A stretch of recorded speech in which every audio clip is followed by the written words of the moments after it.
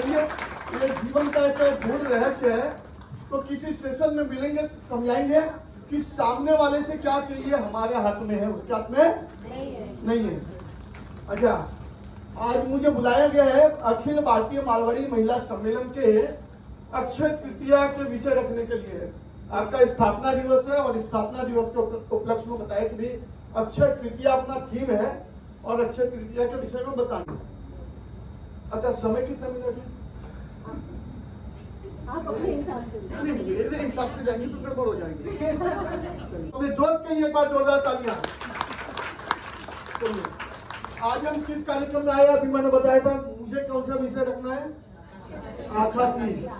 तो ये बताइए कि अक्षय तृतीया मनाते कब है?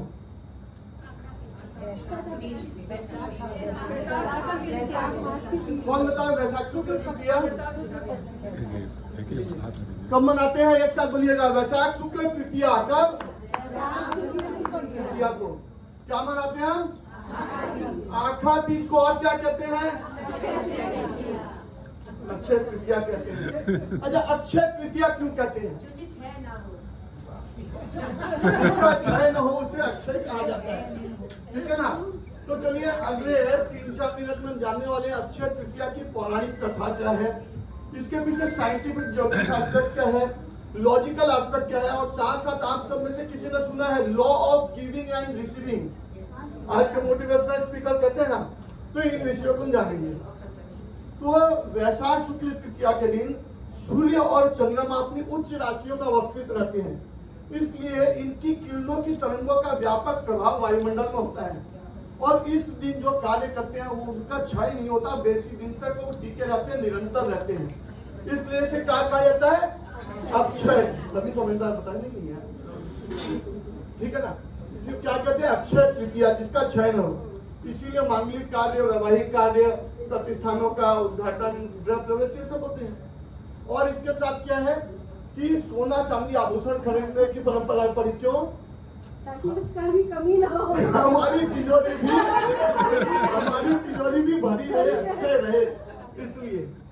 अच्छा, और इस दिन का एक महत्वपूर्ण विषय क्या है? देखिए, मैंने एक वर्ड बताया था, law of giving and receiving. ऐसा तो मैं पैसा लेकर के इस पे बताता हूँ, आपको सीक्रेट ऐसे शेयर कर रहा हूँ। क्या है ये? दान देने की परंपरा। हमारे पूर्वजों ने इस दिन क्या किया? दान देने की परंपरा बनाई। और दान क्या क्या देते हैं हम?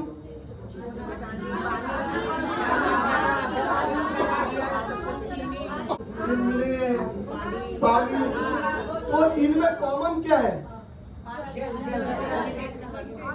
इन सब चीजों में कॉमन क्या है कि यही चीजें हम दे रहे हैं। तो देखिए, इस दिन से ग्रीष्म ऋतु का आरंभ होता है और ठंडी प्रवृत्ति वाली चीजें हम स्वयं भी उपयोग में लाते हैं। अभी क्या ठंड आती है तो हम क्या करते हैं? कॉपर का जग उपयोग आरंभ करते हैं, है ना? और अब क्या करेंगे? मटके का प्रयोग करेंगे। तो चांदी की तासीर भी ठंडी होती है। तो ठंडी प्रवृत्ति वाली चीजें हम तो स्वयं उपयोग करते हैं, साथ क्या करते हैं? आध्यात्म से जोड़ा हमारे ऋषि महर्षियों ने क्या किया? समाज हित में हम कुछ कर सके, इसके लिए हमको दान देने की परंपरा दिलाई।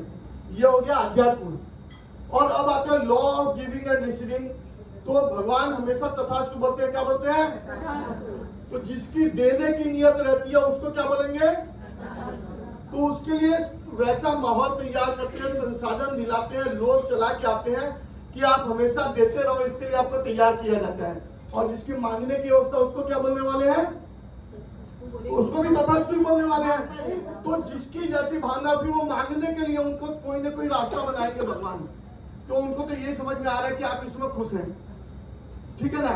तो इसलिए आपकी जैसी भावना, इसके लिए आपको तथास्तु ही मिलने वाला है। तो हमारी भावना कैसी हो गई है? देने की। हमारे ऋषि महर्षियों ने हमें सिखाया कि आप समाज हित में दो और आपको तो वापस आने ही वाला है। बद्रीनाथ के कपाट खुलते हैं, आपने पहले बताया। सूर्य स्वामी का आपने पहले बताया, बद्रीनाथ के कपाट खुलते हैं। और वो आखा बीज को हुई थी, एक दिन पहले हुई थी, वो आखा बीज को है। तो चलिए, पहले बार किसान उस दिन पहली बार ठीक है, अब ठीक है, ठीक है, ठीक है, ठीक है। सतयुग का आरंभ। हाँ, तो हमारा नव वर्ष आरंभ होता है कब से? चैत्र शुक्ल प्रतिपदा से। युग परिवर्तन कब से होता है? तो सतयुग और त्रेता का आरंभ हुआ था, ठीक है ना। ब्रह्मा जी के पुत्र अक्षय का आविर्भाव इसी दिन हुआ था, और कुबेर जी की तपस्या से प्रसन्न होकर के भगवान शिव ने उन्हें माने अक्षय संपदा का वरदान दिया। अच्छा, महाभारत के लेखन का कार्य किसने किया और किसके श्रीमुख से सुनकर किया, ये बताइए। वेद व्यास जी ने गणेश जी ने वेद व्यास जी के श्रीमुख से सुन करके किया, ठीक है। अच्छा, अभी हम लोग बात कर रहे थे बद्रीनाथ मंदिर के कपाट खुलते हैं और जगन्नाथ मंदिर, तो वहां पे क्या होता है नया? अक्षय तृतीया से रिलेटेड है विषय। उस दिन मंदिर के रथ का निर्माण कार्य आरंभ होता है, और भगवान विष्णु का परशुराम अवतार इसी दिन हुआ था, ठीक है ना। किसके? अक्षय तृतीया के। तो हमने क्या क्या समझा? अक्षय तृतीया का ज्योतिष एस्पेक्ट, साइंटिफिक एस्पेक्ट। साइंटिफिक मतलब क्या है? जैसे जैसे प्रकृति में परिवर्तन होता है हम अपना भोजन भी बदल लेते हैं। ये परंपराएं हमारे ऋषि महर्षियों को युगों पूर्व पता था। एनर्जी पर काम किया करते थे, तो हमारी एनर्जी क्लाइमेट के साथ में एडजस्ट हो जाए, इसलिए हमारे उत्सवों को वैज्ञानिक, तार्किक, पौराणिक, आध्यात्मिक विषयों को परंपराओं की रैपिंग करके हमें दे दिया, जिससे पीढ़ियों तक इसका निर्वहन होता है। तो समझ में आ गया? चलिए, ये तो मेरा विषय था अक्षय तृतीया का, जो मैंने आपके सामने रखा कि इसी दिन माँ गंगा का अवतरण आरंभ हुआ, ठीक है ना। तो माँ गंगा का अवतरण किसने कराया था? भागीरथ जी ने, बिल्कुल भागीरथ जी ने। तो इस पर मेरा एक वीडियो है, रश्मि जी आप लोग को भेज देगी। वर्ल्ड की सबसे बड़ी मोटिवेशनल स्टोरी है। कोई यदि गंगा को धरती पर ला सकता है तो इससे बड़ा टास्क हमारे पास है क्या? किसी को गाड़ी चाहिए, किसी को बंगला चाहिए, किसी को ऐसी संस्था चाहिए, तो गंगा का धरती पर अवतरण। तो ये सब अक्षय तृतीया, देखिए इतना अच्छा दिन है कि उस दिन आरंभ हुआ और लगभग 9-10 दिन लगे, फिर हम कुछ दिन बाद वो मनाते हैं गंगा दशहरा। तो इतने दिन तक गंगा जी आई, उसके बाद प्रवाहित होने लगी।